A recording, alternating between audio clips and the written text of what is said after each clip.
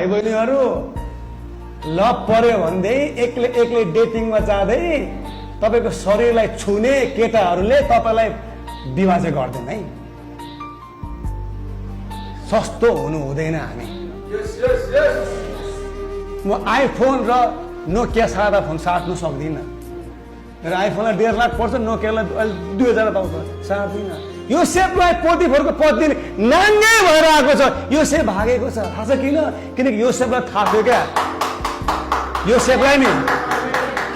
सेपलाई नि आफ्नो मूल्य थाहा थियो। यो सेपलाई आफ्नो मूल्य थाहा थियो। के तपाईको घरको धनी पूर्जा र 1 किलो आलु तपाईँ साट्नुहुन्छ? तपाईँ साट्नुहुन्न। तपाईँ थाहा छ त यो घर धेरै महँगो, अनि तपाईँको शरीर झन् कति बहुमूल्य छ।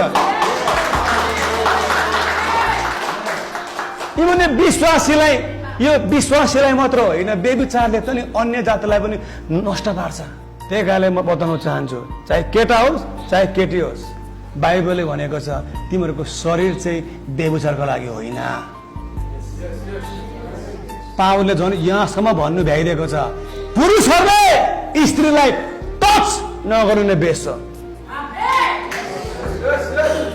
तिम्रो बुढी हो र तिमी टच गर्ने, त्यही भन्छ। सुन्नुहोस् है, अबल आत्मिकी भएर म त अन्य भाषा बोल्ने विश्वासी हो पास्टर भयो, म त स्वर्गदूत देख्ने विश्वासी हो पास्टर भयो, मलाई त केही पनि फरक पर्दैन। नेगेटिभ र पोजिटिभ तार्ने टच भएपछि नि आगो बल्छै बल्छ, ओपन भएर भनिदिन्छु म, ओपन भएर, ताकि तपाईँको मस्तिष्कको आँखा खुलेको होस्।